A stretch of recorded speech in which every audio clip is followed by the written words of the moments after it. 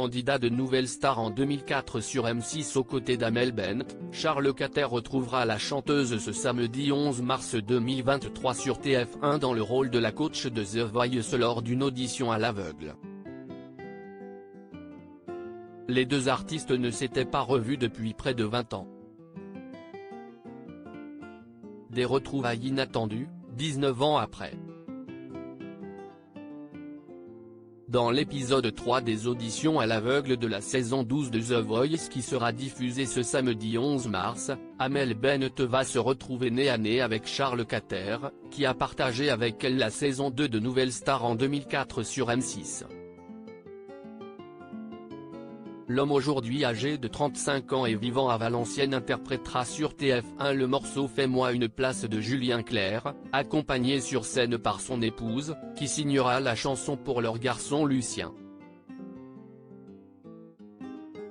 Âgé de 6 ans, celui-ci est atteint d'une maladie rare qui l'a rendu notamment sourd.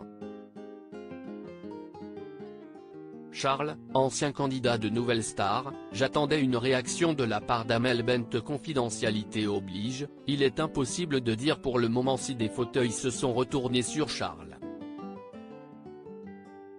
Mais comme Télé Loisirs a pu le découvrir en avant-première, Amel Bent n'a pas reconnu d'emblée son ancien camarade de promotion. C'est lui-même qui a dû le lui préciser, comme il nous l'a expliqué, je lui ai précisé qu'on se connaissait parce que j'attendais jusque-là une réaction de sa part, mais il n'y en avait pas eu du tout.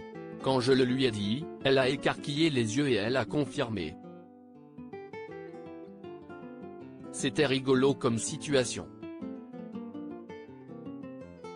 Il fallait que je le fasse, cela aurait été dommage de ne pas avoir ce petit clin d'œil. On ne s'était pas reparlé ou revu depuis 19 ans. Beau joueur, Charles, qui a bien changé physiquement depuis son passage à Nouvelle Star à l'âge de 16 ans, affirme ne pas tenir rigueur à Amel Bent de ne pas avoir fait le lien des meublés. On ne s'était pas reparlé ou revu depuis 19 ans, confie celui qui est aujourd'hui commercial. Avec Amel, on s'entendait très bien dans Nouvelle Star mais on n'était pas amis, précise-t-il avant d'ajouter, elle était très amie avec des gens plus âgés de la promo mais on a vécu des moments sympas. Charles Cater ne regrette d'ailleurs pas son passage dans le télécrochet de M6 où il a échoué aux portes des quarts de finale. Ça reste un très bon souvenir. J'ai eu la chance d'être à la télé toutes les semaines pendant 3 mois et de participer à cette émission au moment où c'était un concept assez nouveau qui cartonnait. J'ai fait plein de concerts. C'est quelque chose que je n'oublierai jamais. J'étais un gamin à l'époque, j'ai beaucoup changé depuis, affirme-t-il. Charles n'a pas été convié aux 20 ans de Nouvelle Star sur M6 mais alors que M6 a récemment fêté lors de 2 soirées événements les 20 ans de Nouvelle Star, Charles n'a pas reçu d'invitation. Cela aurait été une opportunité supplémentaire de pouvoir parler de mon histoire, de mon fils et de mon association, regrette-t-il. Son association, La Petite Bulle de Lulu, a été créée pour récolter des fonds pour faire avancer la recherche sur la maladie rare de son fils.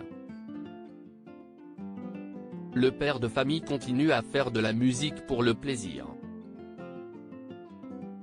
Il fait partie d'un groupe amateur nommé Un Jour Parfait, en référence à un titre de Calogero, parce que ma tessiture vocale se rapproche vraiment de celle de l'artiste, précise-t-il. Le trentenaire profitera de la diffusion de son audition samedi soir sur TF1 pour mettre en ligne une nouvelle chanson, pareille, pour laquelle un clip a été tourné.